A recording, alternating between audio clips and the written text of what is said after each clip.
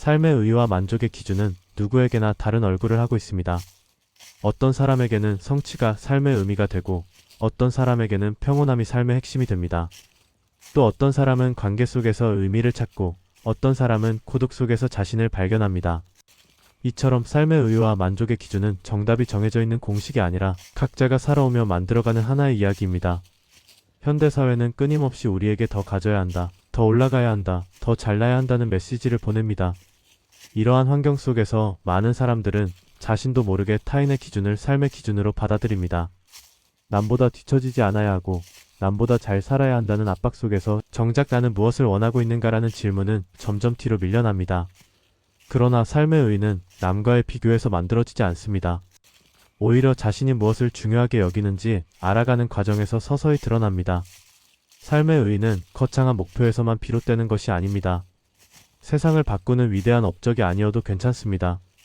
매일 아침 스스로 일어날 이유가 있고 하루를 마치며 오늘도 잘 버텼다고 말할 수 있다면 그것만으로도 삶에는 충분한 의미가 있습니다.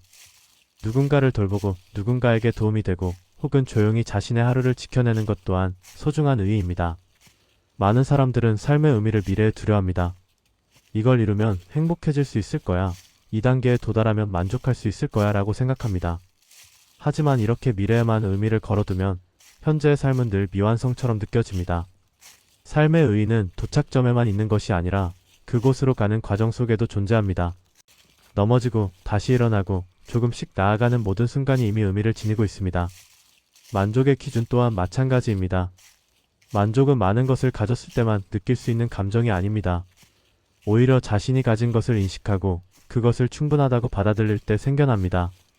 만족의 기준이 높고 끝없이 올라가면 아무리 많은 것을 얻어도 허전함은 사라지지 않습니다. 반대로 자신의 기준이 분명하고 현실적인 사람은 비교적 적은 것 속에서도 충만함을 느낄 수 있습니다. 만족은 완벽함에서 오는 것이 아니라 수용에서 옵니다. 자신의 부족함, 실수, 한계를 인정하고도 스스로를 미워하지 않을 때 마음은 한결 가벼워집니다.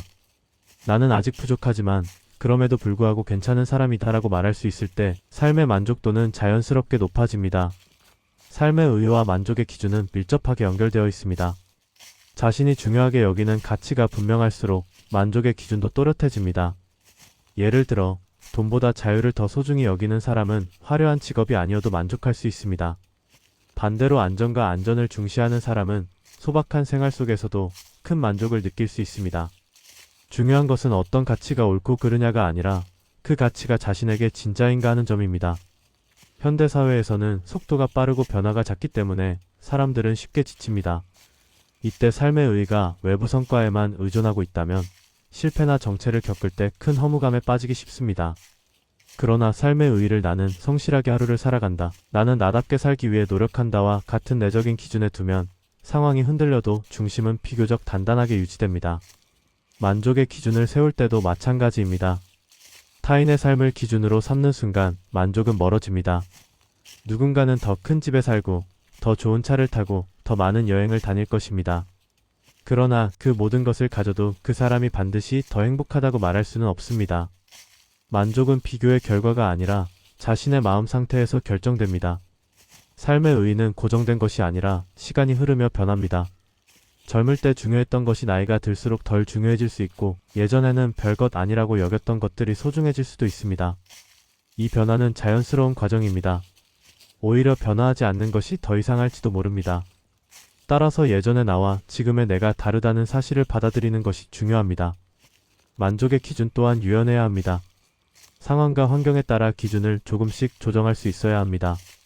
몸이 건강할 때와 아플 때, 여유가 있을 때와 없을 때의 만족 기준은 달라질 수 있습니다. 중요한 것은 어떤 상황에서도 자신을 완전히 부정하지 않는 것입니다. 삶의 의의는 결국 나는 왜 살아가고 있는가라는 질문에 대한 각자의 답입니다.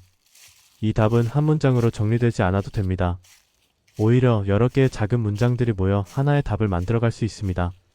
나는 배우기 위해 산다. 나는 누군가에게 따뜻한 사람이 되고 싶다. 나는 내 삶을 스스로 책임지고 싶다와 같은 문장들이 모여 삶의 의의를 구성합니다. 만족의 기준 역시 거창할 필요가 없습니다. 오늘 하루를 무사히 보냈다는 사실, 밥을 맛있게 먹었다는 사실, 잠들기 전 마음이 조금은 편안하다는 사실만으로도 충분히 만족할 수 있습니다. 이런 작은 만족들이 쌓이면 삶은 생각보다 단단해집니다. 삶의 의의와 만족의 기준은 외부에서 주어지는 것이 아니라 스스로 만들어가는 것입니다. 누구도 대신 정해줄 수 없고 대신 살아줄 수도 없습니다. 그렇기 때문에 이 두 가지는 어렵지만 동시에 자유롭습니다. 자신이 선택할 수 있기 때문입니다. 결국 삶의 의의란 나는 내 삶을 어떻게 대하고 있는가라는 태도에 달려 있습니다. 자신을 존중하고 자신의 선택에 책임지며 넘어져도 다시 일어나려는 마음을 가지고 있다면 그 자체로 이미 의미 있는 삶입니다. 만족의 기준 또한 나는 나를 얼마나 인정하고 있는가에서 출발합니다. 완벽하지 않아도 괜찮습니다. 남들보다 느려도 괜찮습니다. 중요한 것은 멈추지 않고 자신만의 속도로 살아가는 것입니다. 삶의 의의와 만족의 기준은 그렇게 하루하루를 살아내는 과정 속에서 조금씩 그러나 분명하게 만들어집니다.